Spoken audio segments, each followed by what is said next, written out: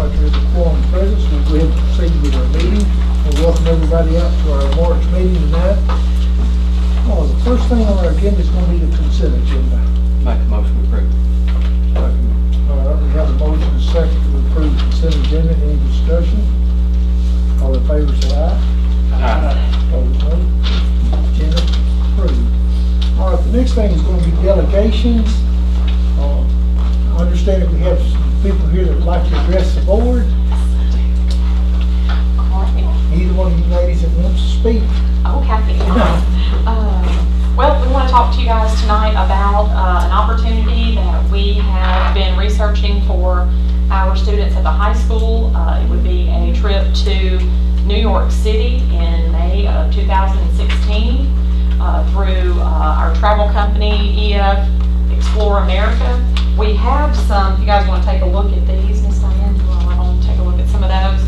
I've been corresponding with them to see, of course, about getting the best deal possible. Again, we're trying to plan ahead in enough time so people can save up so they can get the cheapest monthly payments that they offer. Speaking of payments, this is one of my favorite parts. They actually collect all the money. It goes directly through their website. We have no money collections through the school. That's between the parents and the tour company.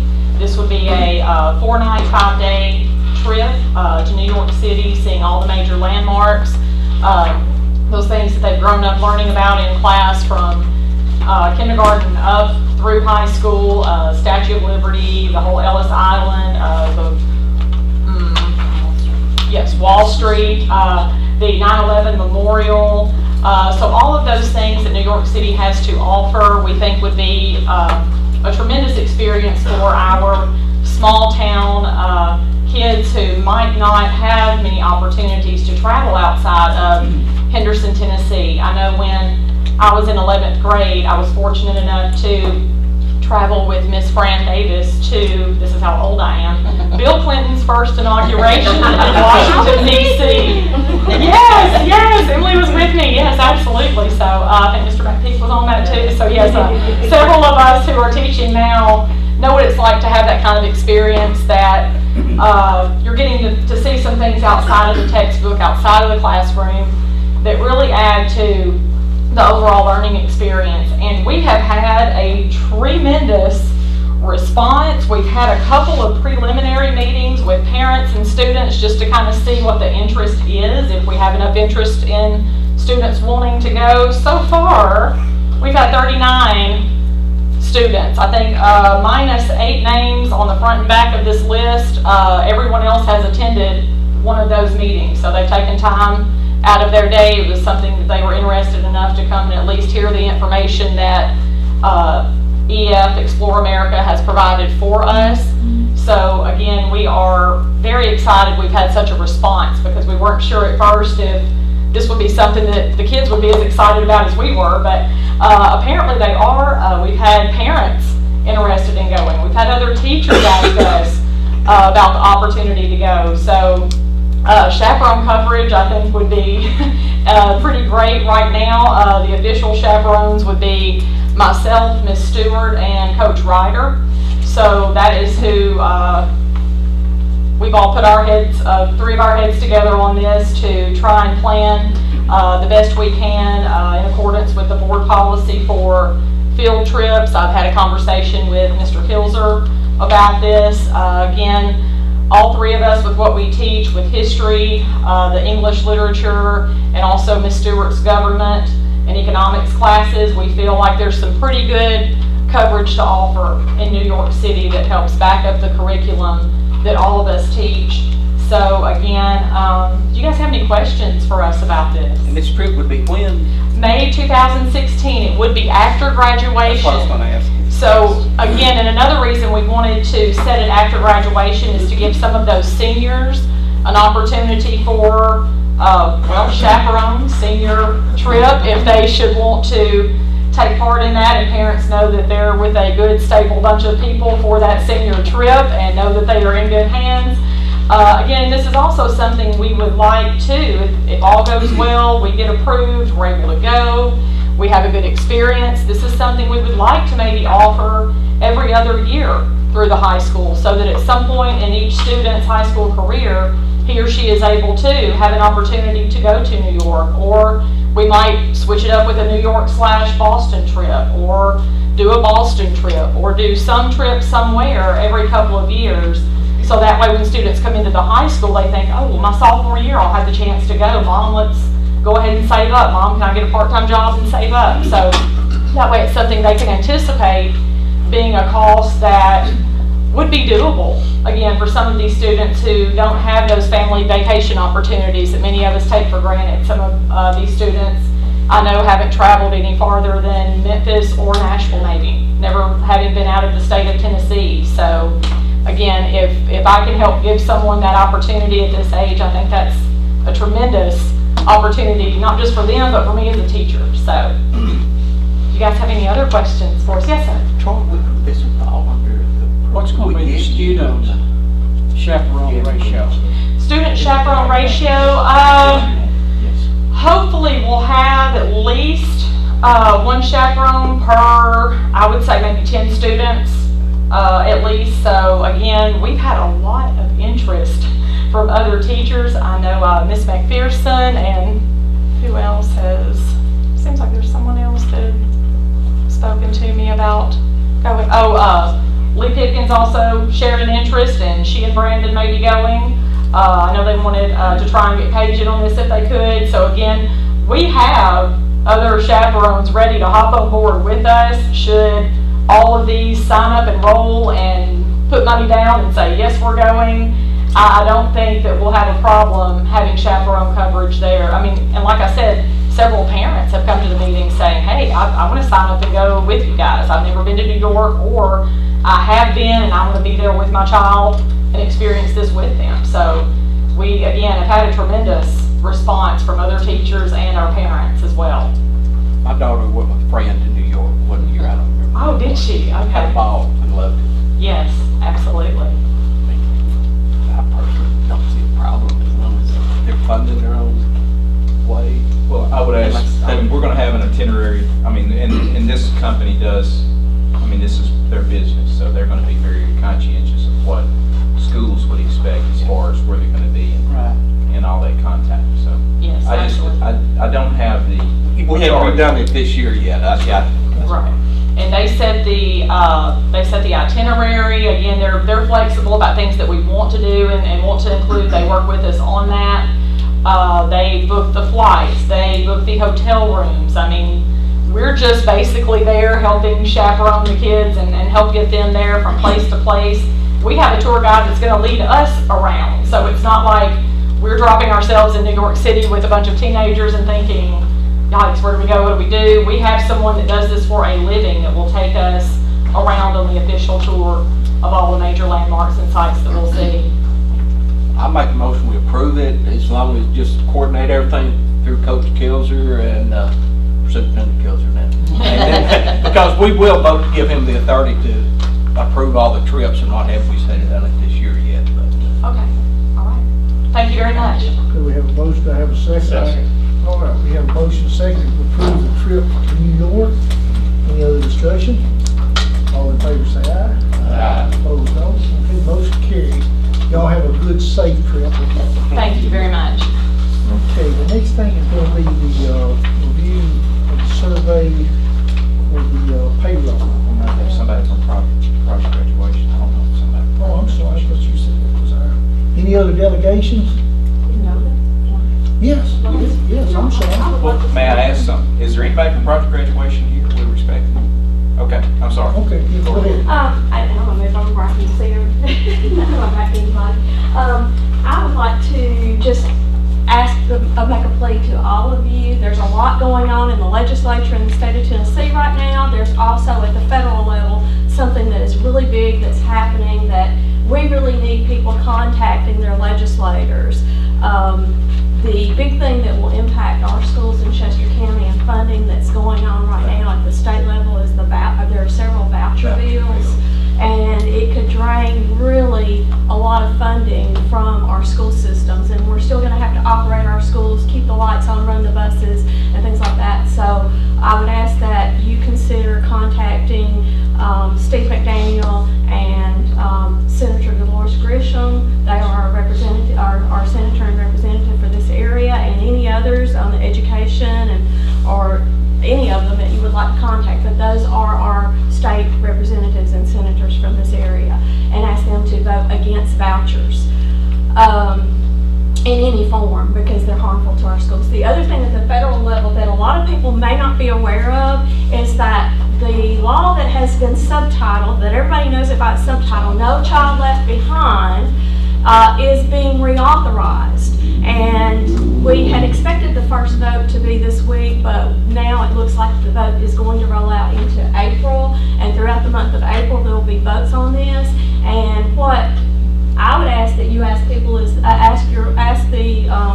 your Congress people to do is to scale back standardized testing, where children aren't tested in every subject, basically every grade level, to have grade span testing, or maybe one thorough set of tests in elementary, middle, high, so that we don't spend so much money on standardized testing, and to untie those high stakes from those tests. So that's something that I would ask that all of you, because that makes a difference in your budget, in what you can do, and takes pressure off your schools. It gives children time to learn, and it gives teachers time to teach. So I would ask that all of you consider making those contacts, because it's really important. No Child Left Behind is known as No Child Left Behind, but it's actually the Elementary and Secondary Education Act. It's been over 10 years that we've been living with this law. So this is maybe another 10 or 12 years before we get another chance to change it. So thank you for your time. Thank you, Ron. Any other delegation?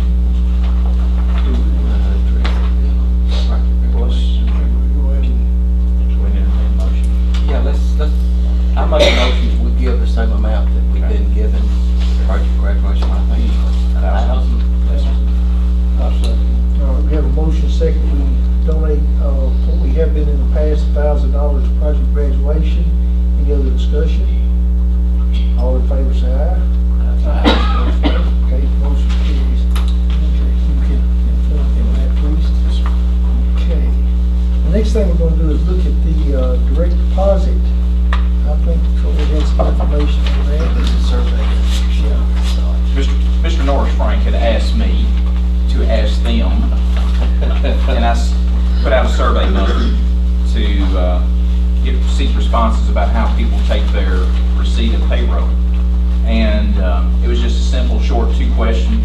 Do you receive it through direct deposit or by check? And for those who receive it by check, they were asked to provide, if we went, why is the reason why you receive it by check? And what you have are the responses that I had back from those who did fulfill the survey. We had several fulfilled, not everybody, but we had several. And these were the responses that came back.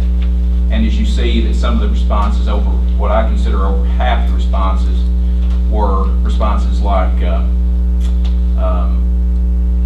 I just haven't thought about getting it.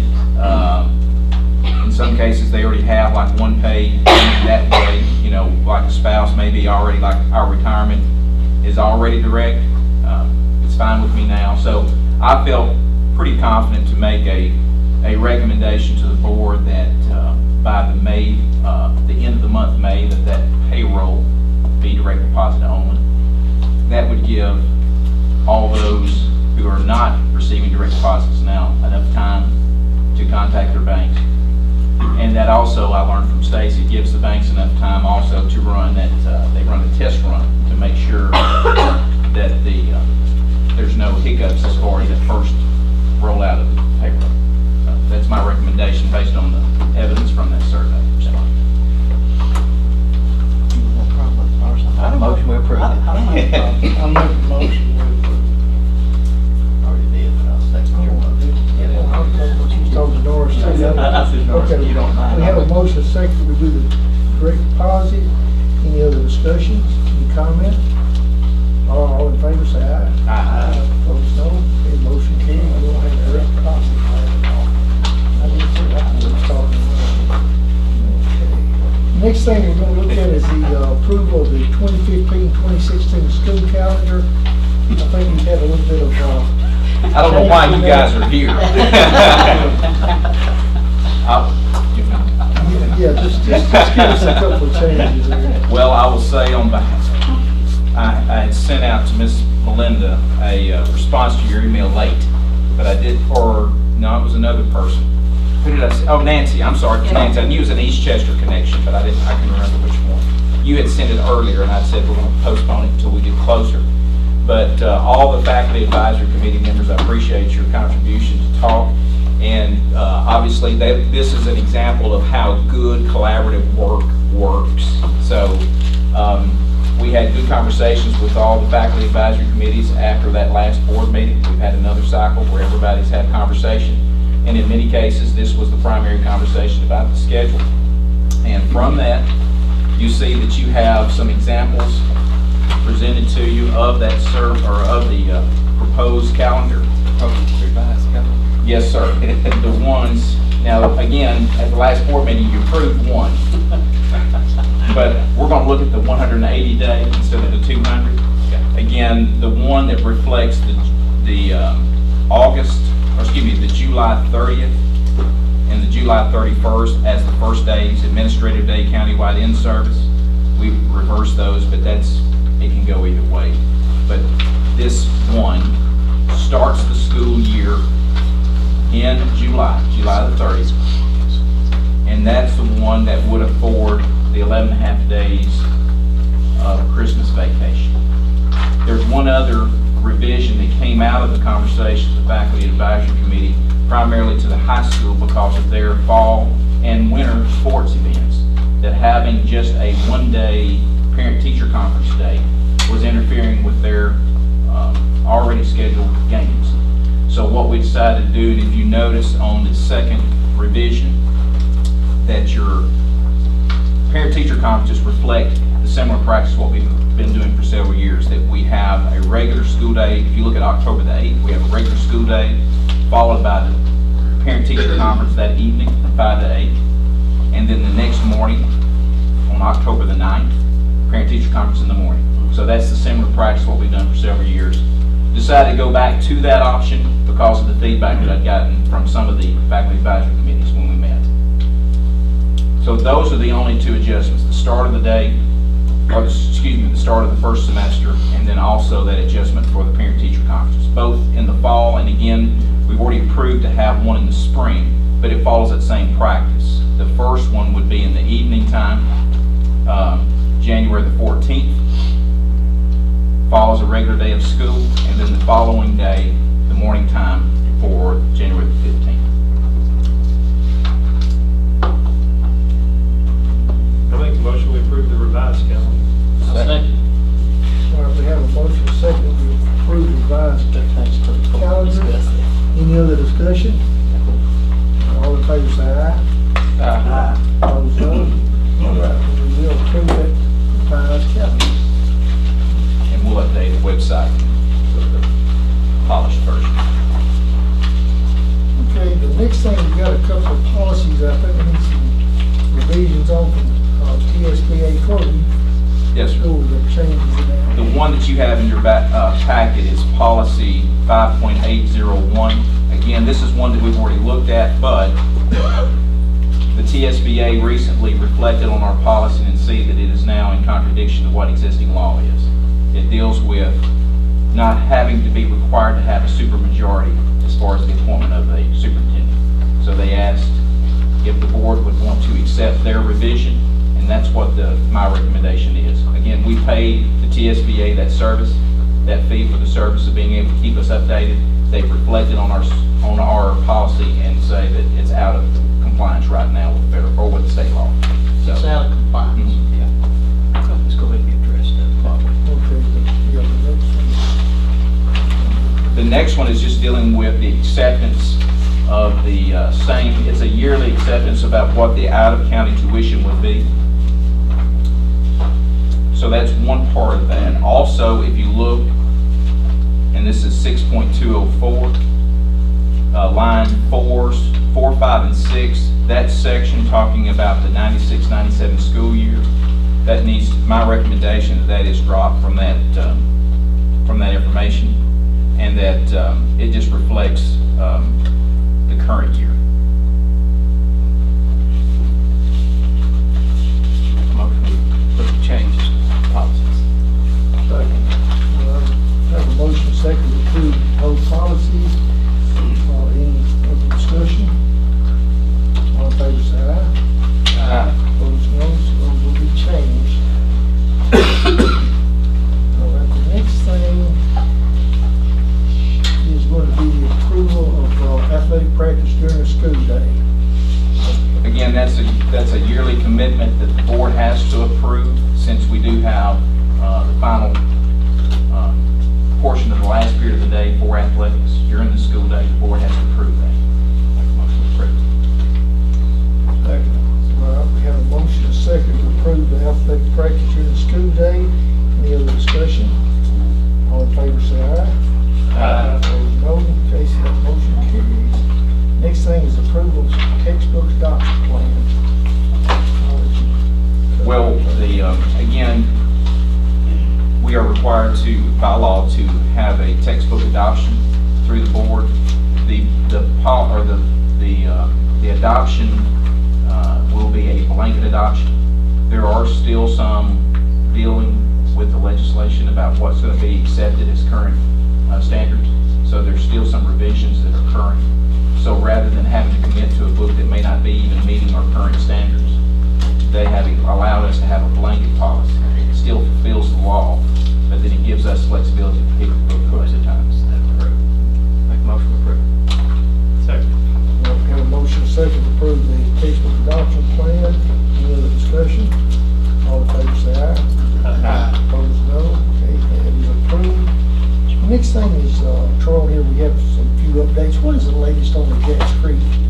I was supposed to ask about that. Fence. Fence. The latest would be reflected from your packet, that on 310 we contacted Ram Fencing because its quote was the lowest quote of those three that were well below that $10,000 mark.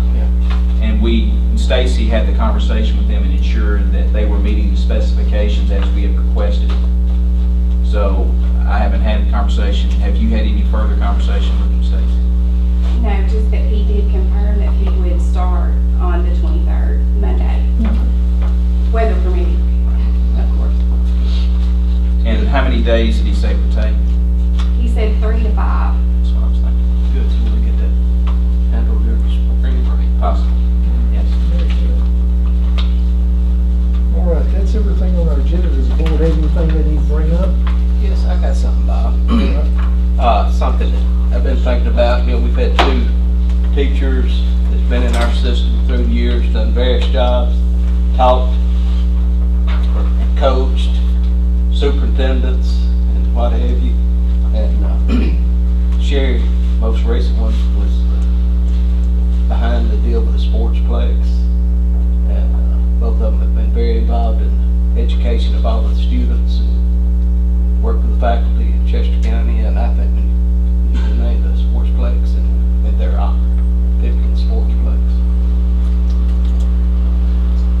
Sherry probably get upset, but that's besides the point. Because they have been very dedicated for many years. I'll second that motion. Okay, so, and we're gonna name it. Do a Pipkin Sportsplex, I don't remember whatever the exact terminology we want to use, and put a plaque out there on the concession stand area there somewhere. Okay, so we'll have a motion and a second that we name the new sportsplex after The Pipkins. Okay, have a motion and a second. Any other discussion? Do we put John and Sherry's name? Yeah, I guess we need to list both of them, John, the Pipkin Sportsplex, John and Sherry. Sherry probably cover her name up. Maybe does want to have a little risk. For defacing it. But I think their career's been very influential in the county. Any other discussion? And you can call them. You're awful Joe, quiet I'll for a take care of minute. the call. I may not go to church Sunday. I'll talk to Joe. I'm just saying Shane sure is quiet for a minute, you make his living talking. We're out this time of day. All right, any no other discussion, and all in favor of naming that for the Pipkins, say aye. Opposed, no. Okay, that carries. And you're gonna notify them? Yes, sir. I think we ought to make the right call. And Dr. Johnson. You'll see him probably soon. does. Okay. You ain't afraid of it. No, I'm not afraid of it. All right, anybody on the board, anything else? Everybody have a good spring break next week. That's true. Well, I would say, before we get into that, I do want to thank you, everybody, for the work that you're doing. I know that, as I had a friend of mine in January saying, well, I guess we won't take any snow days this year. And I said, it looks that way, but I appreciate the work that you have to do, because everybody I know is under the gun regarding the end of year testing. And you're having to do a lot of extra things in shorter fashion. So all I can say is just keep up the good work, keep educating our students. Remember, we want all students to learn at high levels, so no exception. I know you're right there with us. So appreciate the work.